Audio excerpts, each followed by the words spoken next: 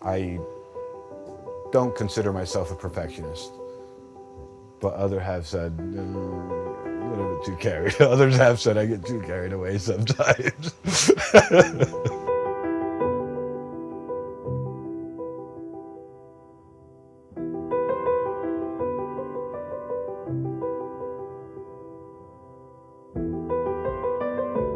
My name is Hiram Quintana, Chef Hiram Quintana. I've been in the culinary business now for almost 30 years. This whole chef experience and this whole cooking thing has been with me all my life. But I wouldn't say that, oh, the passion just jumped in right then and there.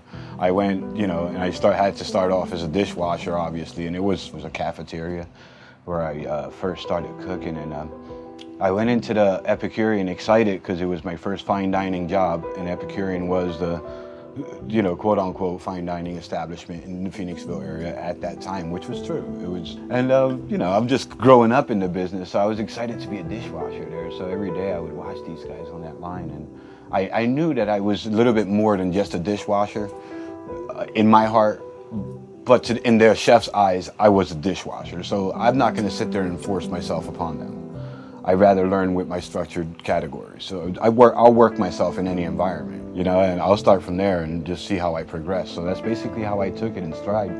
And it was around the Christmas time, and these guys got so hammered on that line, and I was doing dishes, and I was always caught up on the dish area. So I was able to, during lunchtime, just jump on the line with those guys. And even if it was just putting the toast down, doing the butter, and just cutting steps, even if it's wiping down their stations for them, any little bit helps. And that's how the inspiration just started. Any little bit helps. That's how I treat it now.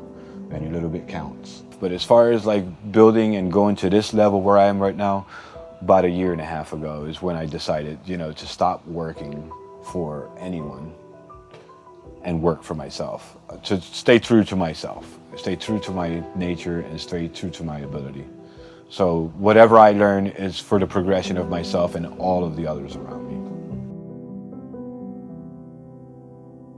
I'm just basically a gypsy competition chef. Basically, food sport is just a camaraderie of chefs. It's like a brotherhood of chefs, and these guys meet, some guys meet once a year, some guys 5 a year, some guys as much as 30 times a year, and we compete at a professional level. I like the edge of helping others. I worked with multiple chefs in the sport, and when they go into competition, what I like to do is just come in from underneath and just help fill that void that some of these guys have. You got multiple guys with some great talent. So that's kind of like the mindset of a chef going into the food sport, because then you have to put that aside and also work with what your passion is, which mine is the farm to table concepts and the stuff like that. And how can I bring the local community, the local economy into food sport? That's where my gap is right there.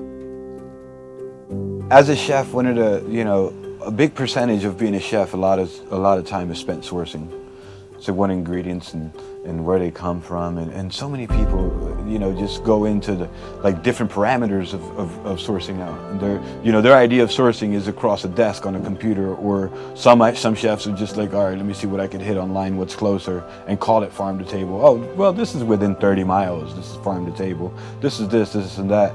But I think that it has I know it has a lot to do with my style of food, and my style of execution is researching the ingredient.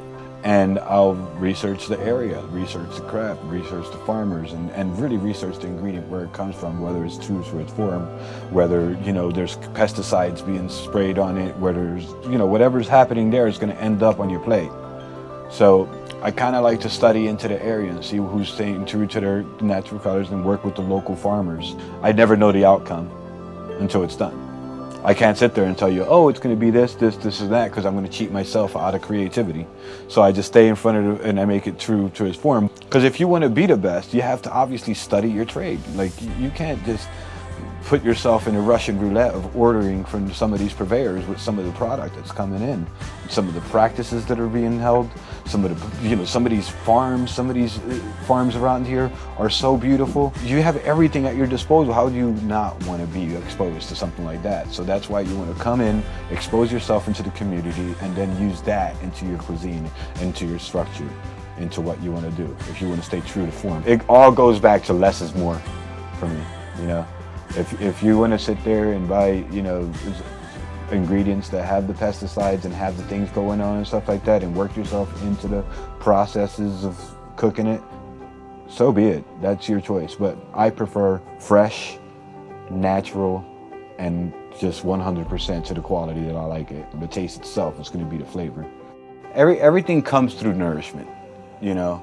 Food is nourishment.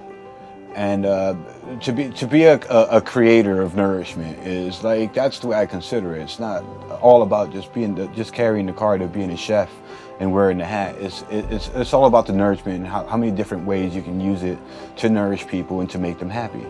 So that's what life's about, right? The pursuit of happiness, right? You would have to say. When you start cooking and you know that the outcome is going to create happiness in what you do, and that's where the love and the passion kind of starts to take over. The cuisine is all in your heart, you know what I mean? You can't just follow the recipe.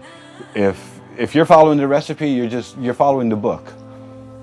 Now, if you're reading the recipe and recreating, that's where, you know, that's where the fun begins and everything starts and the passion starts to kick into the dish and you're able to use and humble yourself to different ingredients.